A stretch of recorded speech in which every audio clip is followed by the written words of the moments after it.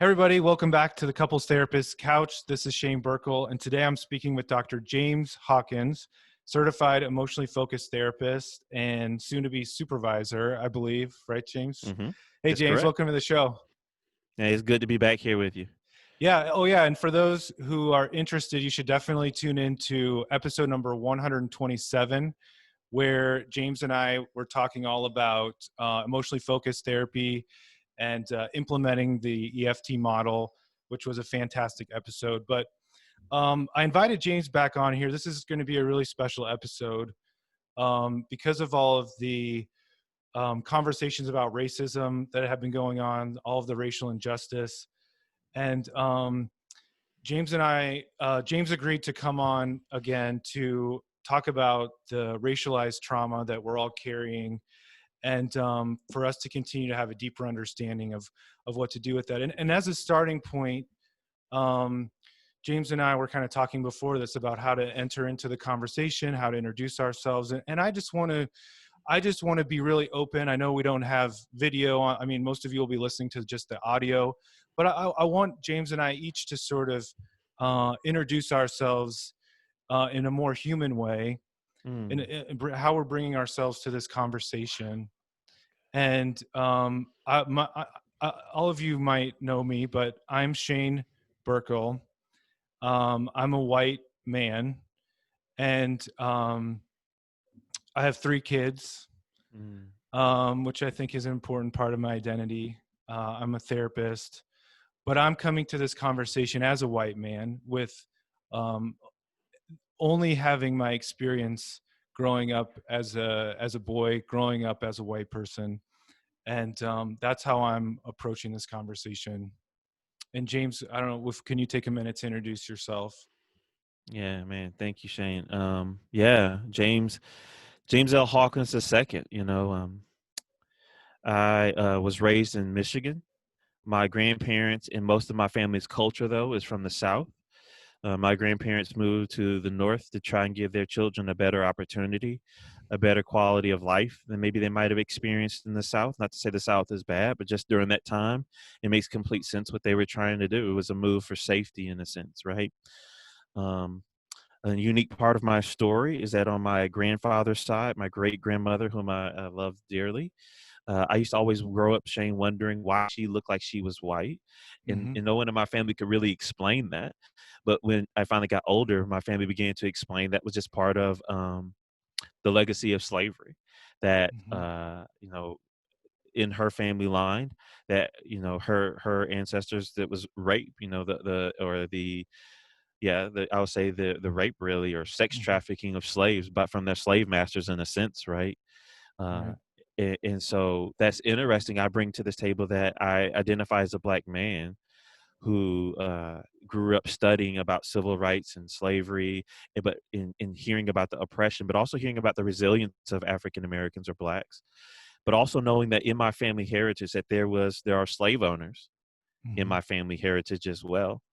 Um, I was nurtured and raised and mentored in the African American community by African American pastors, my family, but also in my professional development. I attended predominantly white institutions. I work in predominantly white spaces. I've worked in the faith community in predominantly white spaces, but also I work in community relations now, and I'm a therapist in practice where I am trying to work to bring, these spaces together, black and white.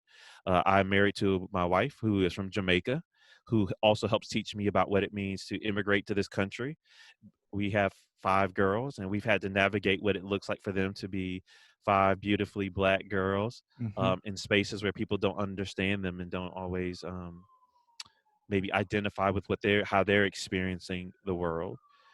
I've served in the military, so that was definitely a multicultural experience for me, and I was so thankful for it. Getting to work with people from all kinds of faith backgrounds and religious backgrounds and ethnic backgrounds, you know, um, and so that's a lot of what I bring to the table. And most of the experience have been good. I have experienced racism directly, where I have also learned as a black man that At times I got the message really quick early that I'm going to have to perform even more, because there is a sense where sometimes people will not look at my skin color and think that maybe I won't be as smart or as capable. Mhm. And so my performance level has to be not just on par. I have to be above average, way above Oh, average. yeah. Um, and I don't know how true that is or not, but I know it has helped. And I'm thankful for people in my life who believed in me as a person, but who also recognize that just because of the system we inherited, and I'm not even trying to indict anyone for racism, but if the system as inherited has separated us to where we don't really know each other, but I work in predominantly white spaces, and most of we know in America is like things happen because of favors, who you know, who you're connected to.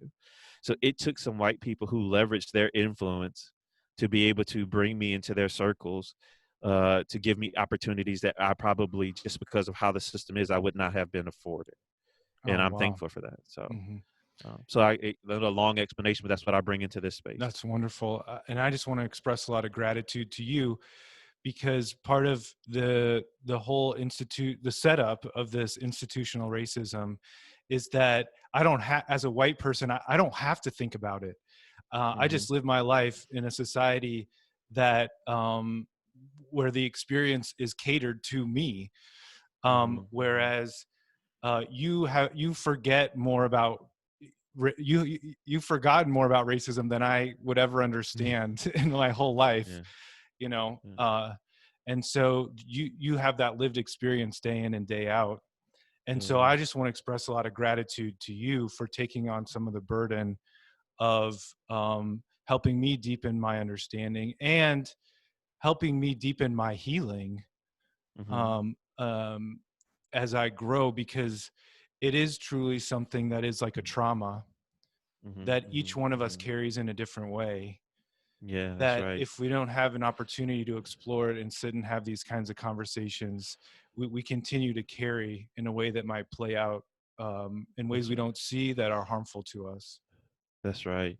And I think also too, I want to thank you for honoring the pain and the heaviness of it. And also through the process of healing and joy, it's amazing the beautiful things I've seen.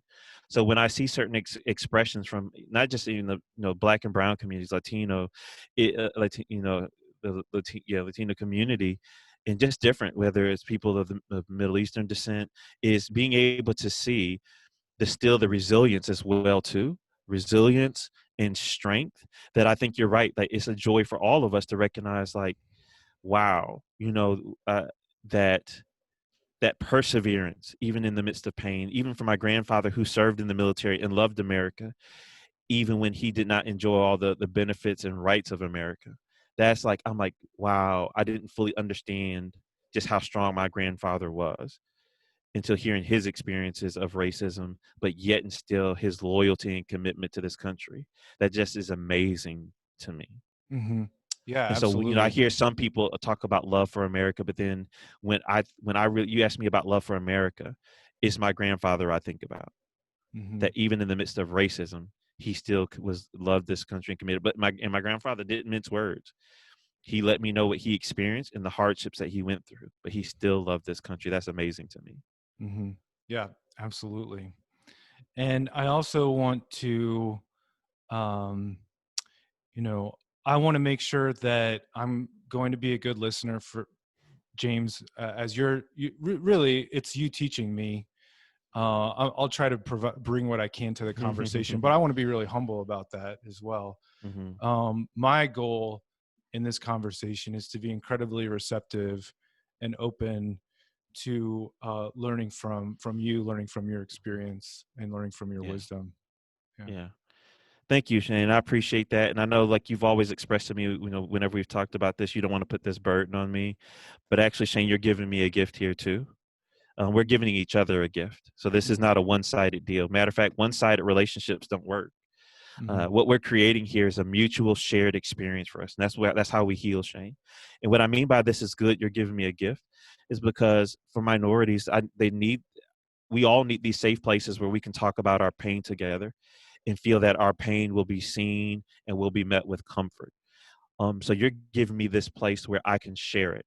Mm-hmm. What would be a burden for me, Shane, is if you invited me into this conversation only to invalidate me, tell me all the ways I'm wrong, how I'm not seeing it right, for you to correct all of my thinking and say, no, no, no, James, that's not how I see it from my perspective. From my perspective, what I see is da da da da da.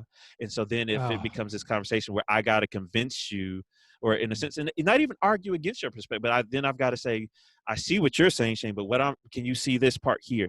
That's when it becomes a burden. And I've really learned to create a boundary for that place, that I mhm, can't do those conversations. I won't do those conversations. If me bringing up my perspective only brings you to a place where all you want to do is defend yours, then that is not a healthy conversation. mhm. And I won't do that. Absolutely. That's when it's unproductive. Absolutely. That's so, and I think it's even more covert than that sometimes. The ways that you're describing it are just to sound terrible, just shutting you down in the Mm-hmm. conversation. Mm-hmm. And I totally understand. Like, I believe that's how the conversation has unfolded on so many levels for decades, right? That's right. Which That's right. makes people of color not want to open up and talk about it because it's not Yeah. safe to. But I Yeah. think it happens in a much more covert way, especially in the therapist world. You know, that if I'm Mm-hmm. thinking that I'm such an educated liberal person that I know, you know, it's sort of like, you know, this idea that you start explaining something to me, I'm like, oh yeah, James, I've read that book, I know about that, I'm on your Yeah. Yeah. side, Yeah. Yeah. I'm on your team. Even doing that is sort of shutting you down, and me sort of Correct. not Correct. allowing myself to receive, but instead to sort of like think that I'm connecting with you by Yeah. avoiding my own vulnerability though in the Yeah. process. Exactly. And Shane, can I say something that maybe I have not heard in the communication, but I'm going to take a risk here and say it here. Yeah. I appreciate you opening that up. So even if you are and I hate using labels, but I like what you said, white liberal. I want to offer one word of caution in that space. Be very careful that your desire to do good here does not become the grand thing on stage. Hmm. Meaning that your desire to do good here and your anger about this moment then begins to take more precedence than attuning to the person right in front of you. That's great. And so here's why I'm saying that. I've even seen sometimes well meaning people coming from that position. What ends up happening, their anger almost ends up shutting down minorities who are trying to process pain. Hmm. Happens is in they kind of create this image of minorities that they're advocating for, and they have an ideal image of who they're advocating for in a way. And what they don't understand is that many minorities have different experiences, Hmm. that we are all still affected by the same racial trauma. And so, but you, even in that place of, if you're wanting to fight and kind of bring this pursuer energy to fix things and make justice, make sure that you recognize that there can be different experiences of it, and to be patient with other people, and that your advocacy is not the target. Yeah, it, that's great. it's like almost defending and making more space for your advocacy than it is for actual people. Hmm. Yeah, it's really helpful thinking about the audience as being mostly therapists, perhaps, who are listening to this. That we it's about, would you say, James, it's about the spirit of, I guess I keep using receptivity, I like that word, Mm, you know, it's humility, it's that's listening, right. it's That's not right. about having the right answer, it's about being grounded in my ability to just want to be present here with you. Exactly, Shane. And so me and you were talking about this resource before, but it's this book I've been reading, My Grandmother's Hands. And I can't pronounce the author's right, so I don't want to butcher it here. But and I haven't gotten all the way through the book, so I know as therapists we're not supposed to talk about books we haven't made it all the way through. But Yeah. I want to bring it up because of the premise. He says something in the beginning of the book that is important. I want the audience to even welcome in here. Is even just when the term of this concept of talking about race or racial trauma or racism, what do you feel happen in your body, even when someone just brings it up, or you think about where we are right now in America? What do you feel happen in your body? Just be curious with that. Do you want me to answer these questions, or do you want to just Yeah, maybe that'd be good. guide us Maybe that can help. through Yeah. What did Yeah, that's good. So what did you feel happen in your body, even Shane, just to even like pull up that trigger of thinking about racism, racial trauma in our current moment? I feel some tension in my chest, Mm-hmm. and some thoughts that come into my head are feel confused, feel Mm. like I want to do the right thing, but I feel like I mess up a lot of the time. Mm-hmm. Mm-hmm. Um, Mm-hmm. or I feel like I'm not doing enough. Mm-hmm. Um, I feel some anger about Yeah. the, thinking about specific events that have happened recently, Mm-hmm. acts of aggression, Mm-hmm. people Right. being tortured and harmed. Yeah. Yep. See, look at all that happens immediately. It just hits your chest. This tension and all these things. It's like, and look at all the myriad of emotions you have: Hmm. anger, confusion. All these images are going through your head now. And then as you feel that energy kind of come up in your body, Shane, what do you feel your body want to do? How does your body carry all this? What does your body do with it? I think because I'm a withdrawer, because I typically don't want to face my emotions, my initial Mm. reaction is to go numb, to avoid it, to say I want to get away from this. Mm-hmm. But then, even in this place, so here you are, you feel anger that wants to mobilize you to do something about it. But then Hmm. you also feel this other part of you that just wants to go numb, that wants to go away. Man, what is that even like? You feel these two different pulls on going, one that says it's anger to want to fight, but then also this like want to numb and go shut down. What is that like being caught between those two? And that's where the confusion comes in, and Confusion comes in right and there. then more like numbness, more like Right, right, frozenness, because right, it's right. just like this. I can't. I don't know what to do. So Right, right, yeah. right. And I appreciate you even just letting me into that space. So, I mean, because we all have these emotional responses here. And I think a lot of people just what you described, Shane, is it's just so much confusion. Hmm. There's so many emotions that hit our body, and we can feel these two different pulls. And in EFT, we kind of talk about it is that we all when attachment is about threat response, about finding proximity seeking in the face of a threat. And that's what we all are experiencing right now in different ways. Whether you're in a white body, the threat you could feel in this place is, am I under attack? Is who I am a bad person? Or Hmm. maybe as a white person, you feel like I have family members or friends or people of color, colleagues, my clients, and I feel like they're under attack and threat, and that doesn't feel right. Or maybe you're a person of color or of culture, and you're listening to this, and you feel under attack. Like when I feel like that could be me at any moment, um, on the other side of this storyline, right? And so or even when you try and talk about your pain, it feels like you're invalidated. You hear all the comments that are going on in society about, oh, the Confederacy wasn't really about slavery, or you hear the racism isn't real, and that just makes you feel scared because it's like if people can't see the things that I know I've experienced in my life, either I'm crazy or or if they don't see it, that means it'll never be addressed, and I'll be in danger and my family members are in danger. So our bodies are all responding to this moment, Shane, is what I'm trying to bring up. Even Hmm. we're all being impacted. And so I want to make it more focused for our audience here, Shane. Hmm. I want them to, as therapists, I want you to be prepared. We know that we're in for a great America's gonna it's a mental health crisis just with COVID alone. Hmm. But also I want therapists, and I imagine maybe most of your audience, Shane, is probably of European descent, white. um, but I want them to be able to know to be able to sit with their clients in Hmm. this moment and be able to be there. So I want them to recognize that yes, you might feel all kinds of emotions with the system that exists that we're in now.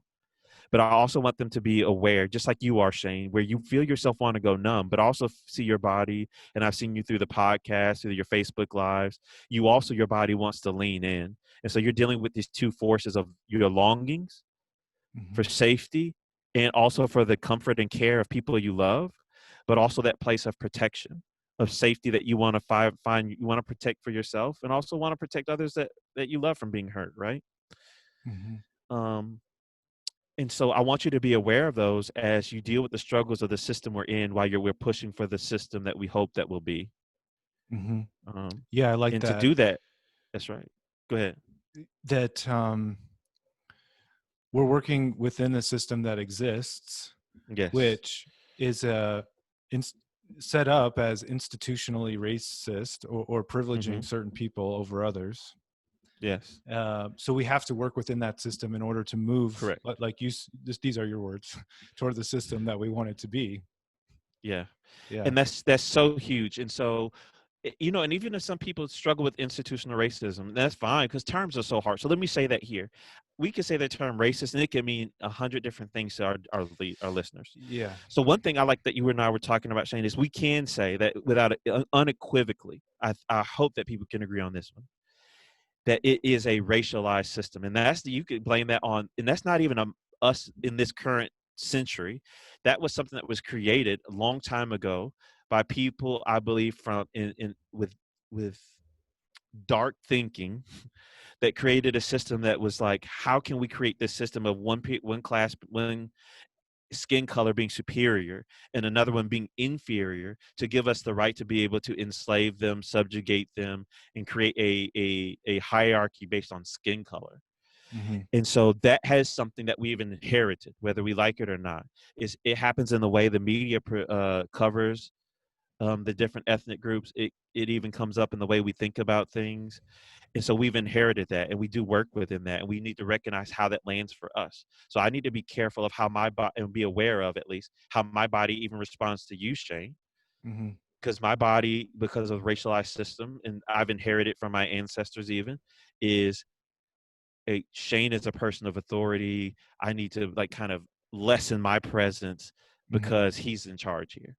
Well, I Mm-hmm. need to be very careful of that, because then that makes me pull away from you and not even be able to lean into the friendship that we are developing. I mean, it Mm-hmm. took a white friend one time when I was in school. He was going to train to be a missionary, and I loved his vulnerability. He said, "James, I got to ask you an honest question." And I said, "What's up, man?" He says, "Why is it that many of my black and brown brothers and sisters don't look me in the eye when they talk to me?" Oh. And I appreciated his authenticity to ask that question, and that he was observant, because what he was feeling was, I want to be able to just connect with you as an equal, but I keep noticing that you avert my eye gaze. And I didn't realize I had learned very quickly to like kind of lessen my presence or not make my presence a threat. Mm-hmm. But where did that come from? My ancestors taught that. Yeah, They learned that very well because they needed to do it for survival. that's So right. for therapists, you need to be very careful with your clients who are minorities, that sometimes they might not challenge you, or you might be a little bit off in your attunement with your clients, but they might not feel as comfortable to challenge you. Mm-hmm. So here's a practical tip, and thank you, Shane, for letting me just ramble on for a while here. This is great. This is great. Okay, so one of my friends, a colleague in New York, Alana Katz, she is, really helped me in thinking about this. And so one of her questions she likes to really ask a therapist, that therapists need to explore, particularly therapists who are white. Her question to them usually is, how has, and any therapist can really answer this, we all need to answer it. How has your particular growing up as your particular color or ethnic group affected how you see the world, and how you approach people who do not look like you? Mm-hmm. You need to be explicit about that. Is how has your particular skin color, growing up, who you are and the skin you're in your body, how has it impacted how you see the world, and how you interact with people who do not have the same skin tone body as you? Mm-hmm. Just to make sure that we're not operating with any implicit or even explicit biases towards another group. Mm-hmm. Um, and then to be able to take in, I wonder how, and then to ask and be able to go there with our clients of, hey, I want to know, how does your body even respond to my presence in this room with you? And that's not just for skin color. I even learned that with Ryan. I sat in on a consultation with Ryan Reyna, who you've had on here. And Mm-hmm. Ryan is a big guy. He is a big, I think Ryan is about 6'6", 250 pounds. Ex former football player, baseball player. So you can get it. He's an athletic built guy. But he was in a session with a female client. He says, "Hey, I just want to take a moment and check in with you. How is my body's presence impacting you in your sense of safety in this room right now?" Mm-hmm. and I just appreciate because she was a smaller white female. Her husband's a larger body white male, and here I am, a somewhat larger frame black male. And he was aware and sensitive towards how her body felt in the presence of all of our bodies. Mm-hmm. That's great. So I we need love to, that. and so I think that's something that we need to take into the therapy room and be clear about. But we also need to recognize what are our own, what we call sometimes in George Fowler's training is, what are our own triggers around race? What are the things that maybe trigger our own bodies to make us move towards safety? Mm-hmm. Or make our body do the shutdown or ramp up, because we need to be clear about those triggers. If our client wants to bring up their racial trauma and that triggers us and we can't be emotionally present with them, then that's a dangerous place for us to be as therapists, that we can't walk with clients in their vulnerability if we're going towards our own protection. Mm-hmm. Because I had a friend call me the other day. She's like, James, I need to process something with you. I said, what's up? She said, I've been doing great work with my therapist, and he's been doing a good job helping me with some trauma. But when I brought up my racial trauma, he exited on me and he Mm-hmm. couldn't be with me. He just kind of minimized and like, yeah, we're all dealing with it. And she said, I tried to reset it, but he still missed it. And I Mm-hmm. recognized I didn't want to put my other trauma work in jeopardy. So what I chose to do was just give up talking about the racial trauma I had to protect my other trauma work. Well, that That's was a really sucky place sad. for her to have to That's really decide. sad. Yeah. But I want to be It's fair like, to her therapist. If he had never explored that for himself, here he is now. He just got triggered. He didn't know what to do. He probably had, like you were, Shane, I don't want to cause her any more hurt here. And I'm not really sure if I'm scared my words might hurt her. And so his form of protection was, let's just not talk about it so I can't hurt you. But even his going away, though, still ended up landing as abandonment. mm-hmm. Yeah, What were you going to say, absolutely. Shane? And as you were saying that, I was thinking about, just that idea of not making eye contact, this, the ways that over hundreds of years we've learned to interact with each other, Yeah, that that's right. part of what's in place now, Mm-hmm. not by, like you said, not by anyone's fault necessarily, but that In this present day, at least. sure, Yeah. I'm all about, I do think it is people's fault, but No, I got what you said. just We'll to be clean that up. fair, Yeah. yeah, that you it is in Black, Indigenous people of color's best interest to not have a voice, to keep their eyes down, to not say certain things, because one, I mean, it could just be really overt Mm-hmm. racism that they face, but Mm-hmm. even more likely in this day and age, maybe it's just that sort of minimization, that sort of deflection, that sort of shutting down. Mm-hmm. Like if I had a young a young African American man that I was working with in therapy, and he was telling me about his experience of like getting pulled over by the police or something. It could, if I don't know enough about what's going on in the situation as a white person, I might start questioning his reality. I might say, oh, well, maybe weren't you driving too fast, or maybe you were doing something wrong, or sort of like completely missing an opportunity to connect with what that meant for him, Yeah. and just bringing my own reality to it instead of validating what his experience was. Exactly, Shane. Let me catch with. You're right. I think when we talk about racialized trauma, we all have a part to play in it when we participate in the same system that perpetuates the already. So we might not have set up the system, but we do need to catch when we participate and still perpetuate that same system that harms people. So when Yeah. you're correct, you're 100% correct about that. And I'm And so amazed. I go mean, ahead. there's a huge percentage of the population that is very overt about that. So I do think there are people um, Yep.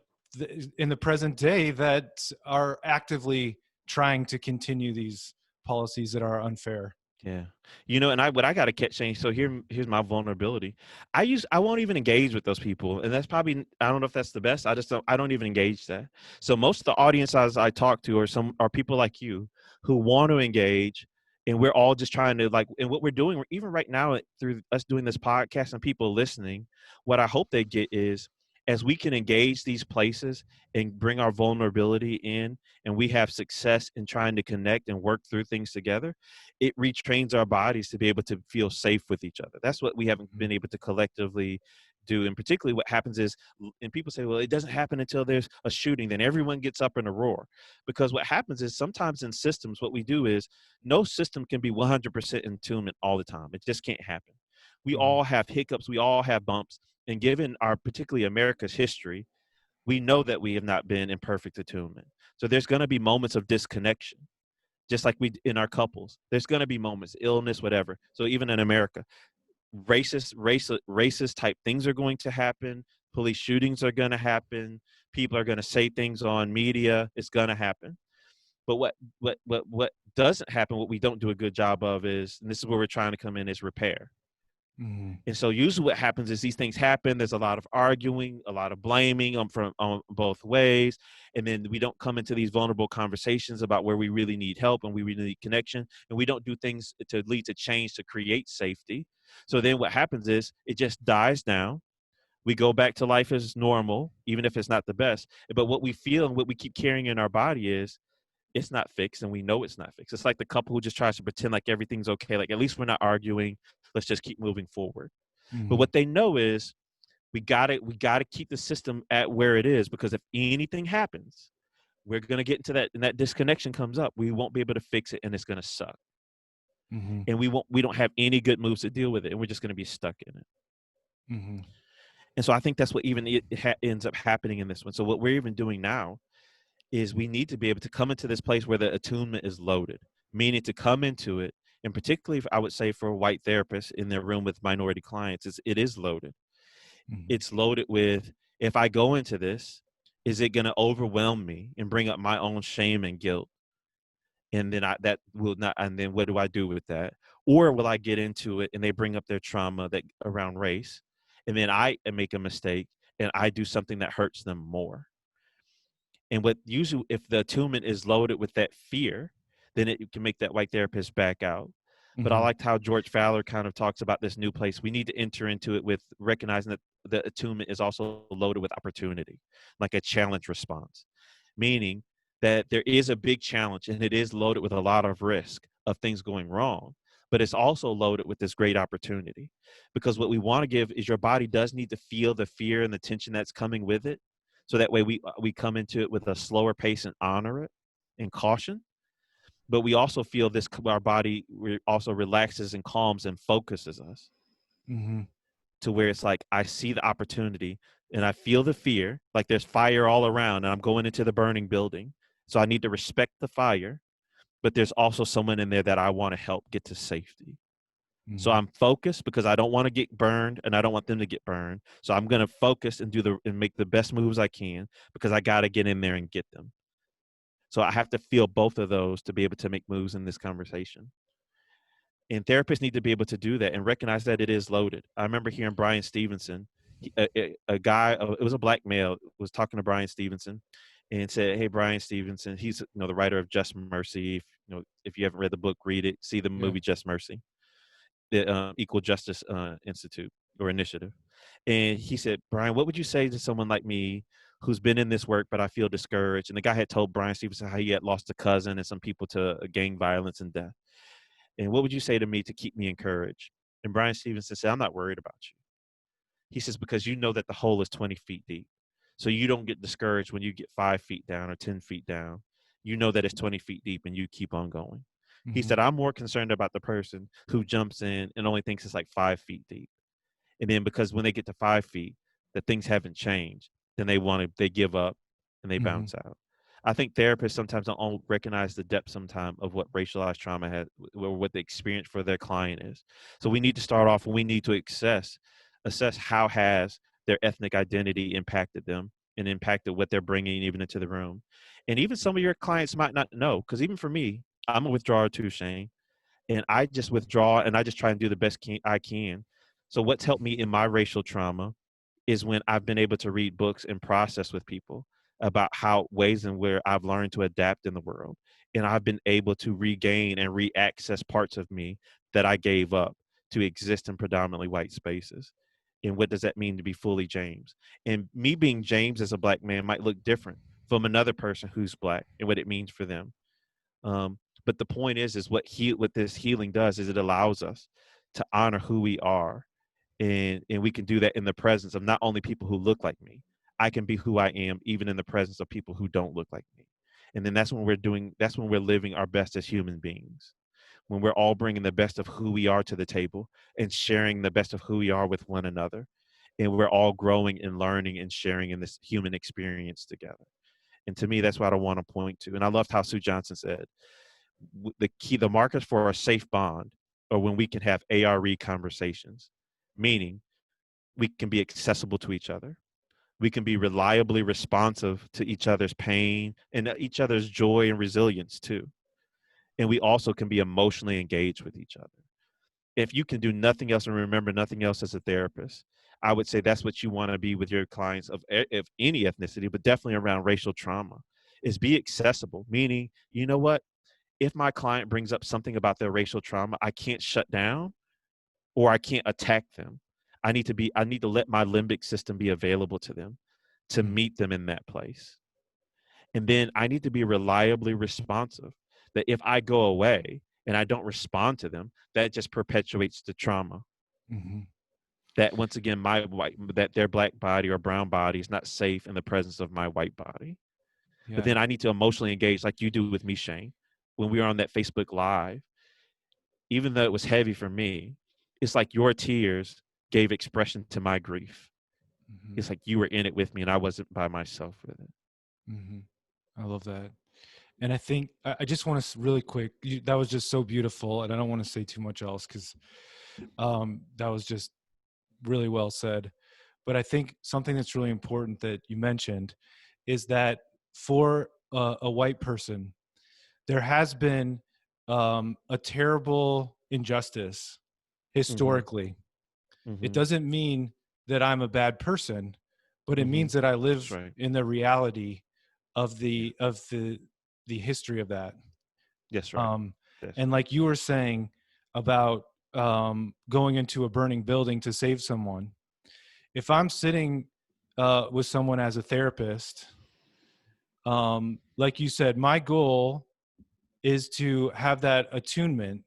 And if I start Mm-hmm. going into my own shame about Mm-hmm. the injustice that I benefit from, that I am privileged, Mm-hmm. um, that I have privileged status in, Mm-hmm. then that is a healthy place. That means that I am a good Mm-hmm. person I because like that. Yes. because it's an appropriate way to feel. Yep. Yep. And so it doesn't mean that I should break down and start crying right there with my client. That's the burning building part in my mind. I don't know if you would correct Yeah. that, but I like it. I like it. it's that I need to stay present. I need to make it about them. I need to attune to their experience. Yes. But Yes. that when they leave that office, that would be some really important work for me as a therapist to do, to Correct. breathe and to meditate into that shame and allow myself to feel it. It's not that I'm a bad person, but this is Mm-hmm. appropriate shame that is part of the healing process for me as an individual, and that is Mm-hmm. going to lead to what needs to happen systemically for the Yeah. whole society, I think. Correct. And the key part about shame is, people can argue all these different sides of it. The key part we don't want to go into shame is when it's isolation. But when shame says, you know what, that was something that was wicked and that was vile, and I don't ever want to be a part of that, that's a healthy function. That is like a That's right. negative emotion that's kind of saying, don't do that again. That's never something you want to be. So don't do those behaviors that put us back in that place. So I love what you're saying. And change is that, and that's what I believe, and what I like that book, My Grandmother's Hands. We Mhm. all are healing from this trauma. I, as a black man, healing. It's not just only white people have something to do. All of our moves look different in this, but the key is, are we all healing? And are we all healing, also trying to heal together? Because I can't just go heal it with only black people. And Mhm. nor do I think only white people can only heal it with other white people, because we all have different blind spots and stuck places. And also what my body needs is, this is just my thought on it, is I think is I need to find out, like, can I is and so that way I'm not grouping all white people a certain way. My body can say, no, I've had a successful experience with Ryan, or even with Sue Johnson. Me and Sue, like, she heard about my idea of kind of using attachment science and some of her work to do this. And so we had a consultation, and it brought comfort to my heart to hear Sue Johnson bring her own vulnerability and talk about her experiences with race and racism. And even her being willing to say, there are some things I'm still trying to learn and to understand, James. I just don't want humanity to stay in this place. I want it to be better. So that made my body feel comfortable and safe with her, that she could bring her vulnerability, she could connect and see my experience, and connect with me and my vulnerability. Then it's like, wait, Sue is safe. Ryan is safe. Shane is safe. So it's not, I don't have to see all white bodies as potentially dangerous or invalidating. Mhm. That I can say, like, you know, that there are other people who can be a part of my healing and healthy community. Mhm. That's great. Thank you so much, James. I'm going to put my grandmother's hands, a link for that in the show notes. I definitely think everyone should see Just Mercy, see the movie. Mm-hmm. James, you told me the book is even way better. So read the Yeah. book. So I'll put that in the show notes too. But where can people find you, find out more about you, James? What do you want to Oh, mention wow. as far as what, you have going on right now people can look Yeah. into?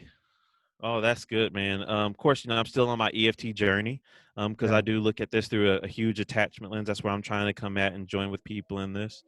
Right now, together with some other just colleagues, is we're hoping to launch a website, and we're going to call it Healing Conversations Race. And on that, what we're going to do on that website is load things like a podcast like this. We want to give a place where people are trying to go to find health and healing. We just want to be a big resource place. So it's not launched yet, but that's where they'll be able to find me. Oh, You great. can find and connect with me too on Facebook at Doc Hawk LPC, or you could go to my website dochawklpc.com. Okay, great. Great. I'll put all that in the show notes for everyone. But thank you so much, James. I'm so grateful for you. I'm um, just honest. I just don't even have the words to say how grateful I am to you and our connection and our continued Hmm. ability to keep connecting. And I look forward to what's in store for the future. Same here, Shane. Thank you for you, and thank you for this community. I definitely enjoy following y'all on Facebook and getting into some of the conversations, and growing as a colleague with all of you as we try and help couples who are also stuck in their relationships too. Yeah, it's great. Good. All right. Well, take care. You too, man. All right. Bye.